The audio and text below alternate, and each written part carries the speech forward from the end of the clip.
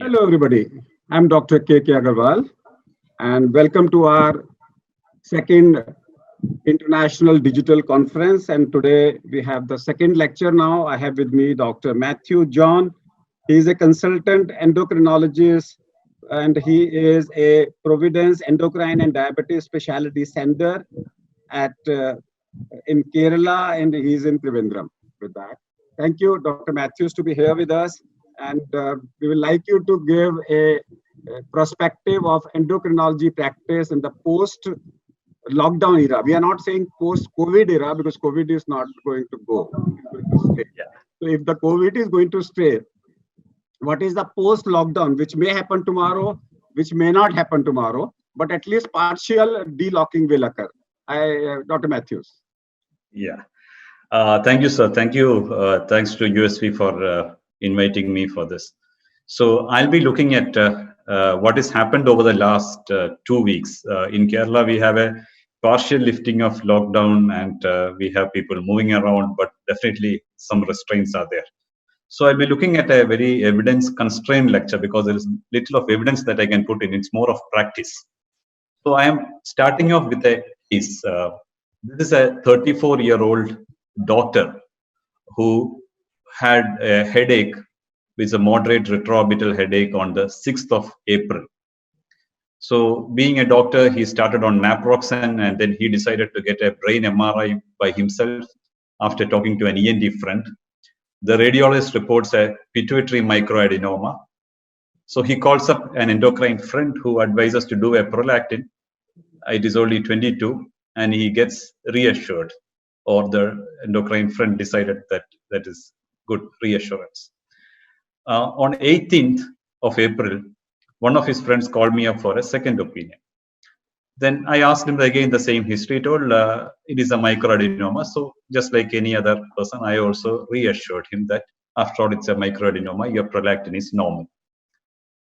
So then finally the doctor says, they say, okay, no, we will come and visit you. So patient comes despite all the lockdown things which are going on. He says headache is almost gone. There is no alarming symptoms, no vomiting. So then he brings in the imaging and shows me. So there is definitely a pituitary microadenoma which the radiologist has reported, but the pituitary looks a bit bulky. So I tell him, let us do a TFT also. So he does a thyroid function test, which you can see on the screen. That is something which really surprised us. You can see he's got a central hypothyroidism. We go on to look at the rest of the testing. And this is what you can see. His testosterone is low. His gonadotropins are not appropriate. His cortisol is low. So he is no more a pituitary microadenoma, so-called pituitary microadenoma, according to what he thought, what his radiologist thought.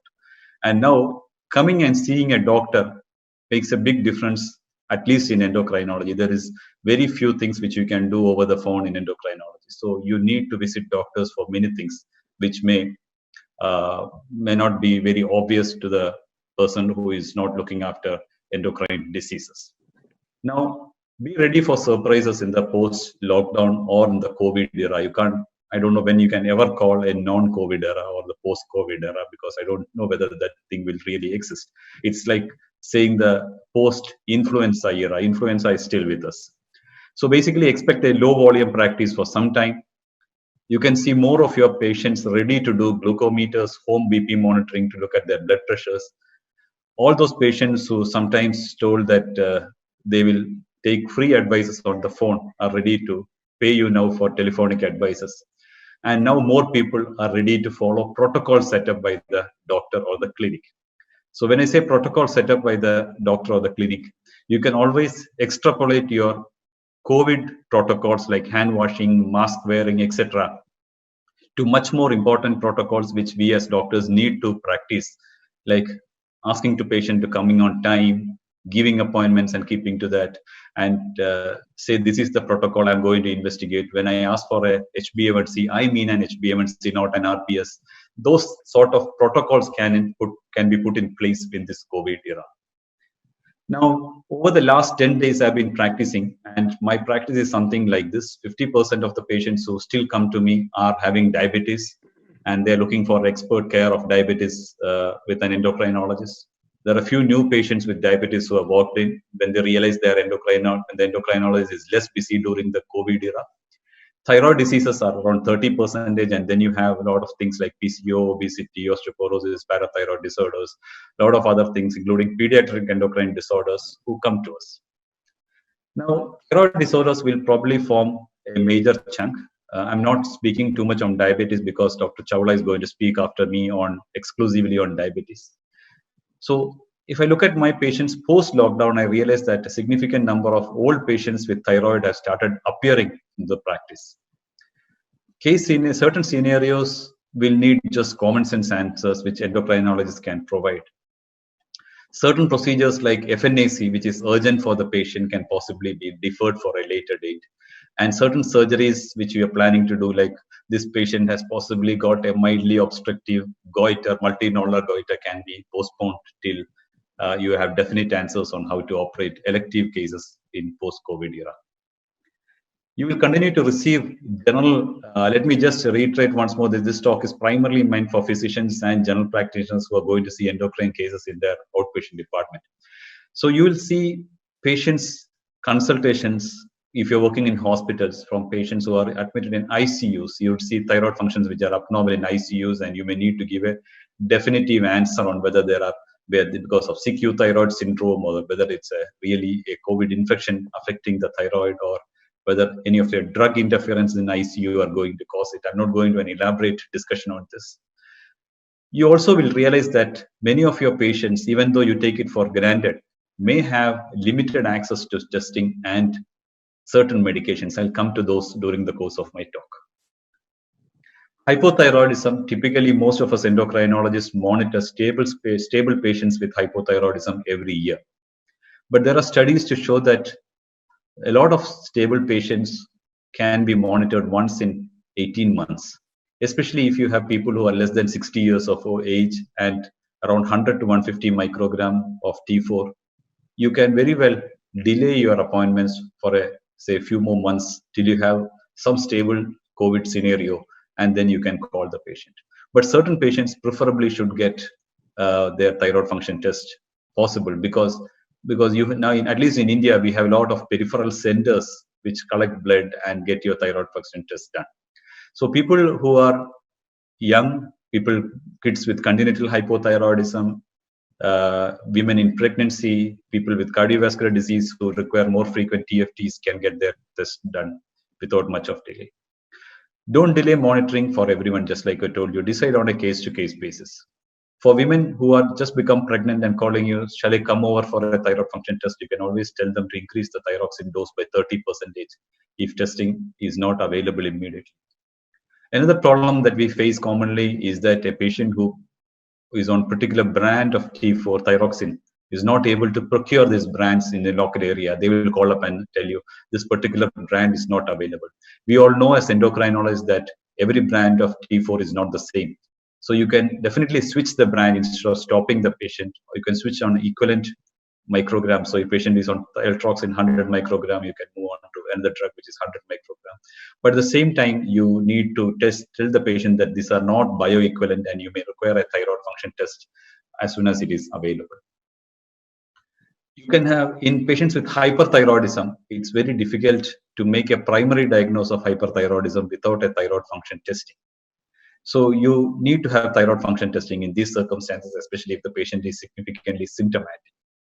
And especially if you have patients with Graves' disease who are on anti-thyroid drugs, we need to reiterate that they are always at risk of developing agranulocytosis other ways also.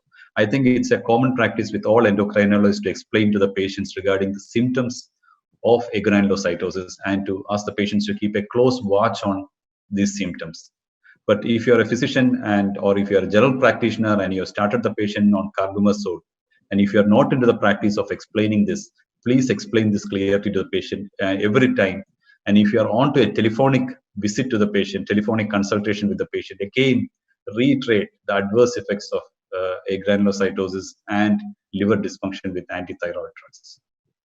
There are a lot of patients I've realized over the last, I should say at least 3 or 4 patients who have had their 12 to 18 months of therapy completing now around this period, and they are calling us to ask, last time doctor you told that you will stop my anti-thyroid drugs, but now it is COVID time, what should I do? So this is again a situation where most of us would have otherwise recommended anti-thyroid drug stoppage and rechecking the TFT after 6 weeks. Now we are stuck in a situation where we can't check the TFT.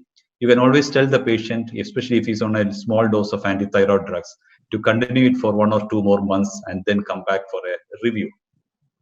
And there is enough evidence to support this. I'm not going to discuss the evidence on that. Another thing that we commonly see is that patients who have been on methimazole. Methimazole probably has got a very small market in India, but the significant number of patients all over the country are on methimazole, and methimazole may not be available in certain areas, especially if the patient is coming from a smaller town. So you can, if methimazole is not available, you can always shift the patient to carbimazole when the patient calls you, and you can almost do it at an equivalent dose. Although there is some studies show that there may be small change in dose, you can always do it at an equivalent dose and then recheck the thyroid function test as and when available. If the patient is been on PTU for some reason and calls you and tells you that PTU is not available, again, you can consider changing over to carbimazole in this scenario because PTU availability is not there. Thyroid storm is another overlap between the COVID situation and hyperthyroidism, where patients may stop drugs due to non-availability, get an infection and get admitted with thyroid storm, and you need to make a difference what disease you are dealing with.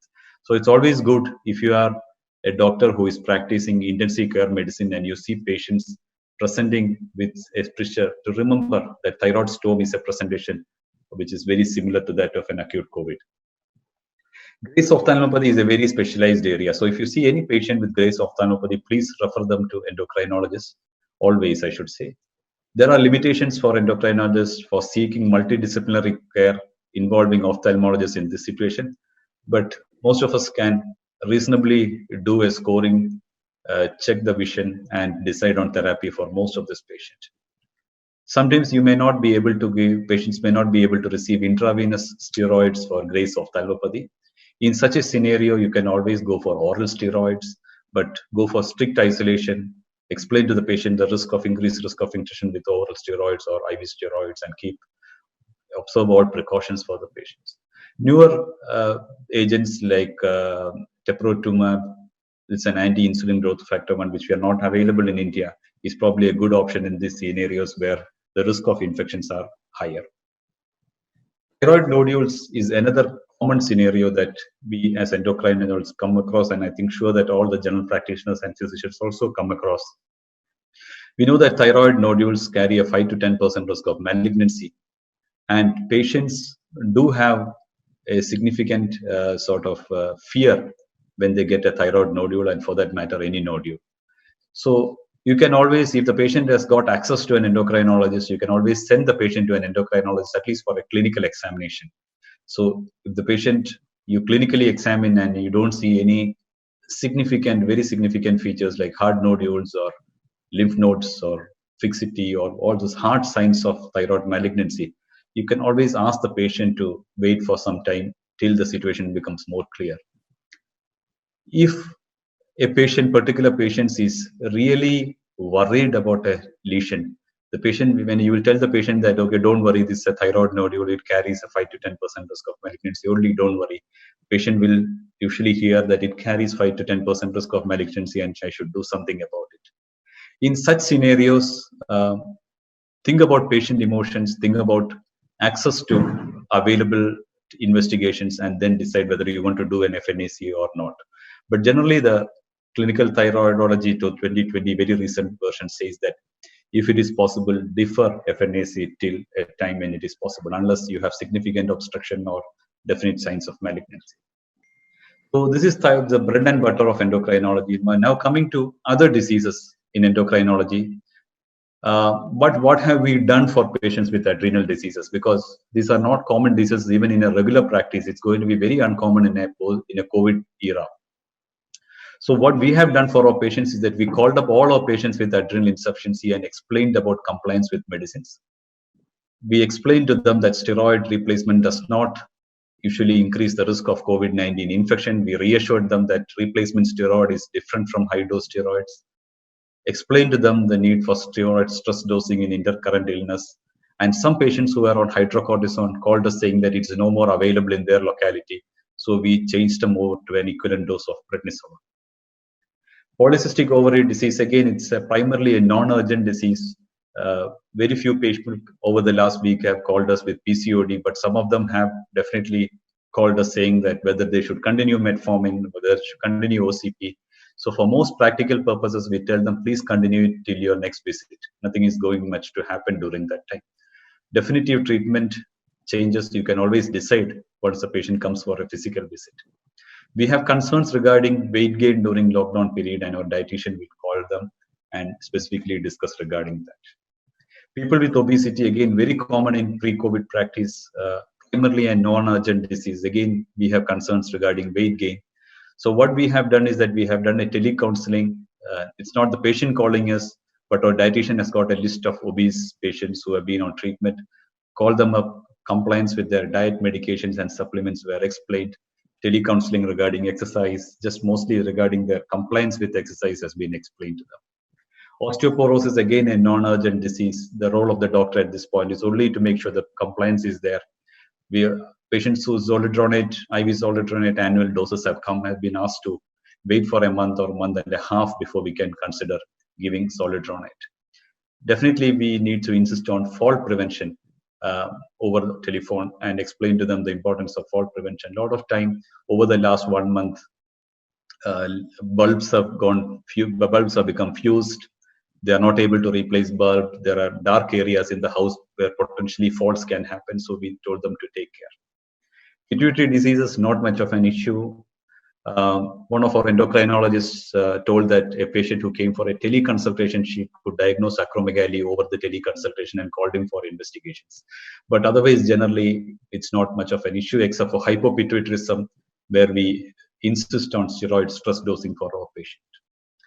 Now, question is, are endocrine diseases? Now, I think telemedicine and teleconsultations have become a big buzzword, and every other day, I am forced to listen to a webinar on teleconsultations, and I refrain from doing so. But if you look at question that are endocrine disorders amenable to teleconsultation is a question which has been asked.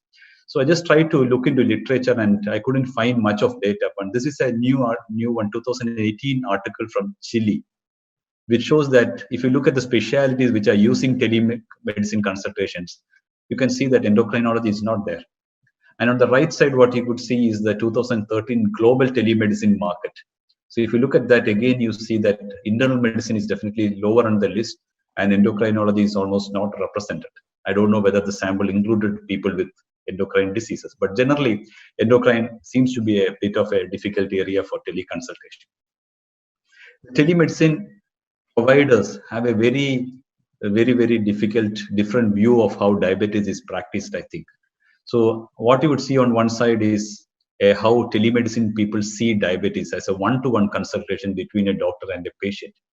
But I think all of us endocrinologists and most of the diabetes specialists who may not be non-endocrinologists or having special interest in diabetes management would realize that diabetes care is no more a doctor-to-patient relationship. More than that, it is a very big team approach. And as telemedicine starts improving, we need to have how we can have teams delivering telemedicine care rather than an individual delivering telemedicine care if it so happens. So telemedicine may not be is still to have impact in terms of diabetes care. I'm sure there are a lot of areas where it can be done, but it's going to be a tough thing. So what is possible with these when it comes to telehealth and endocrinology? Thyroxine dose adjustments are probably the easiest things to do. But remember that thyroxine dose adjustments is not going up, going down. You need to have other factors also discussed with the patient before you make dose adjustments. So just don't look at thyroid function test and increase or decrease the doses. You need to have a lot of other factors factored in before you adjust. Hyperthyroidism follow-ups, yes, it possibly can be done. There are some data to show that hyperthyroidism follow-ups can be done. Teleradiology for thyroid nodule follow-up can be done. because a lot of objectivity in terms of defining thyroid nodules by ultrasound. Lifestyle diseases, you can have teleconsultations for lifestyle interventions, and even a lot of studies to support that. If your patient is already on insulin and you would like to dose adjust the insulin, yes, telemedicine is a very good area to do it. Blood pressure monitoring, connected devices, adjusting antihypertensive drugs, quite easy to do, but not every time. What may not be possible with telehealth and endocrinology is initial diagnosis of most endocrine diseases are not possible over telemedicine. Follow-up of diseases with strong component of clinical examination like adrenal, gonads, pituitary, parathyroid, pancreatic disorders, very, very difficult to use telemedicine to make primary diagnosis or investigations of this. Most pediatric endocrine disorders which involve growth monitoring, things like that, are a lot of clinical work comes into it, almost quite difficult to do it. You can probably do it for 2 or 3 months over an acute emergency or an acute pandemic period, but not very difficult to do beyond that. People with multi-system complaints, most endocrine diseases do have multi-system complaints, very difficult to do. And especially good diabetes care, very difficult to do. Adrenal diseases, gonadal diseases, looking at testicular volumes over telemedicine would be a real painful thing to do. So I wouldn't dare do any of these things. I would rather like to see the patients in my clinic. But again, when things are difficult, we need to defer it, but not to choose very easy but ineffective routes for that. For doctors or general practitioners in this crowd who are interested in some guidance to management of diabetes during the COVID era, the endocrinologists in Kerala have brought out this physician guidance and patient guidance for that. The short URLs are available. You can take a snapshot of this if you wish, or you can ask USB. We can send you all this management guidelines. It's a very simple common sense management guidelines, and soon we are going to revise this also for our people. Thank you very much. Thank you, Dr. Mathew. We have a couple of minutes for discussion. One is, a time is going to come when we are going to have a Zoom practice. When I say Zoom practice, Zoom means any platform. There will be a GP, there will be a patient, one relation, and 2 specialists, whomsoever you want. And then there will be a collective discussion for that. At this moment, GP will just send you a patient and you write a letter to him. Now the time will come and GP and you will take a shared decision. The patient, specialist, GP, another specialist, multi-specialities, they will take a shared decision if we are ending up into a telemedicine. Then when you are having a shared decision, your risk of malpractice reduces. True, that is very true, sir. So a couple of questions which have come is that I don't have a personal protective equipment. Should I practice? Sir, I don't know whether that is under my purview, because I think that's a very general question. I think a lot of I don't know why you don't have a personal protective equipment, because now most of the places, at least in my state, these are available. In our state, Indian Medical Association has taken initiatives to supply PPE. You can just purchase it from Indian Medical Association, who has given us a very reasonable cost. They have acquired it in bulk and giving us. You can request your pharmaceutical companies, if you don't have access in your local shops, they will also help you with personal protective equipment. But if you go in without adequate PPE and you get infection, only person responsible is you and no one else, I should say. And what do you use in your practice? What PPE as of now, Trivandrum is a sort of area where the prevalence, which we know, or rather the incidence of the disease is very less. So what we do use in our place is that we have the entire thing which starts from hand washing and all those things in my clinic. And personally, I use gloves, I use a 3-ply mask and hand washing between patients. That is what I use now. You're not using the shoe cover and the head cover? No, I'm not using that right now. But there are hospitals in Kerala North Kerala, where they are using shield, 3-ply mask, an N95 and gloves for every patient. And all your patients are maintaining a distance of 3 feet? Yes. We have rearranged our furniture and stuff to do that. And they are coming with a mask? Yes. They are not allowed to enter without a mask. And we have a pre-screening that we do for all our patients. They are advised to come with a mask. There's no way they can. So with mask, they will have a hand sanitization outside, then they enter? Yes, always. So for we have a specific person kept for that. So all viewers who are listening to Dr. John Mathew, make sure that you start your practice, take the fear out. COVID is going to stay. It's not going to go out. You have to live with it, and you have to live with it. You have to fight with it, and you can't stop your practice. You have to take universal precautions. Remember, HIV came. It is still there, and we are still practicing with universal precautions. You need to take standard universal precautions. Wear a N95 mask.